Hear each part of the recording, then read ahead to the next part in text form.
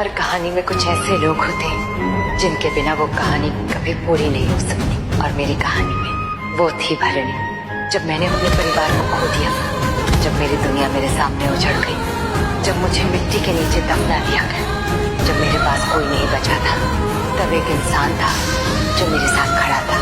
भरणी। ना वो मेरी बहन थी, ना मेरा खून, लेकिन कई रिश्ते खून से नहीं, दिल से बनते हैं। और भरणी मेरे लिए वही रिश्ता थी। मैंने उसे पहली बार नागलोक में देखा था। उत्तरा माँ की सबसे विश्वास पात्र शिष्य, एक ऐसी नागिन जो शायद सबसे शक्तिशाली नहीं थी, लेकिन सबसे सच्ची जरूर थी।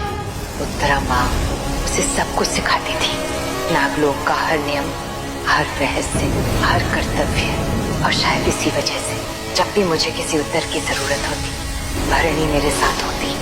जब भी मैं किसी संकट में होती, भरणी मेरे साथ होती। जब भी मुझे सहारे की जरूरत होती, भरणी मेरे साथ होती। नहीं हो सकता महादेव। और यही उसकी सबसे बड़ी पहचान थी, वो हमेशा साथ होती थी। मैंने अपनी जिंदगी में बहुत लोगों को बदलते देखा, बहुत लोगों को लालच में पड़ते देखा, बहुत लोगों को शक्ति के लिए रिश्ते तोड़ते देखा, लेकिन भरणी वो कभी नहीं बदली। उसने कभी अपने धर्म से समझौता नहीं किया, कभी अपने वचन से पीछे नहीं हटी, और कभी मेरा साथ नहीं छोड़ा। उत्तरा माँ ने अपने अंतिम क्षणों में उससे कहा था, भरणी, नागरानी को कुछ नहीं होना चाहिए।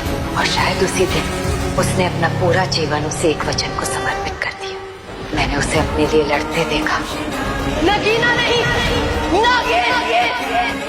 वो जिंदा है, वो लौटेगी और महाकाल की तरह तेरा काल बनकर आएगी।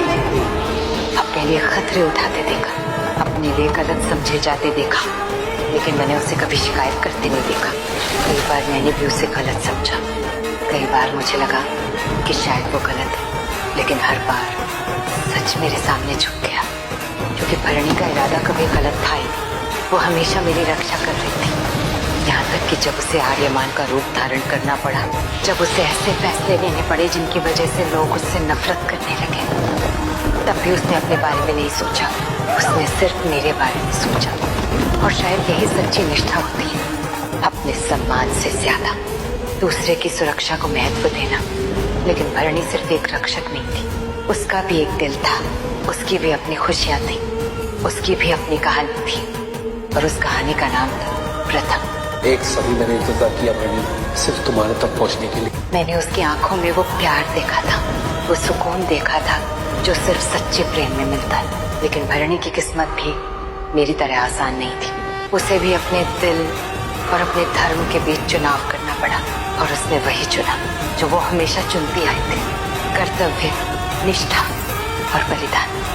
फिर वो दिन आया जिस दिन मुझे समझ आया कि मैं भरणी के लिए क्या थी, क्योंकि उस दिन उसने अपनी जान दी थी मेरे लिए, मेरी लड़ाई के, मेरे भविष्य के। उस पल मैंने सिर्फ अपनी साथी नहीं खोई थी, मैंने अपनी बहन खो दी थी, मैंने अपना परिवार खो दिया था। लेकिन मरने के बाद भी भरणी नहीं बदली। उसके अंतिम शब्द, कोई भूल चूक हुई हो तो माफ कर देना। वो अपने बारे में नहीं सोच रही थी, वो मेरे बारे में सोच रही थी। और शायद यही वजह है कि आज भी जब लोग मेरी कहानी याद करते हैं, तो मुझे उम्मीद है कि वो भरणी को भी याद करेंगे, क्योंकि मेरी जीत में जितना हिस्सा मेरा था, उतना ही उसका भी था। अगर मैंने अपना धर्म निभाया तो उसने अपनी निष्ठा निभाई, अगर मैंने युद्ध लड़ा तो उसने हर युद्ध में मेरा साथ दिया। अगर मैं नागरानी थी तो वो मेरी सबसे बड़ी शक्ति थी। मैं अनंता हूँ, और अगर कोई मुझसे पूछे कि भरणी कौन थी, तो मैं सिर्फ इतना कहूंगी, जब पूरी दुनिया बदल रही थी, तब एक इंसान था जिसने कभी मेरा साथ नहीं छोड़ा, और उसका नाम था भरणी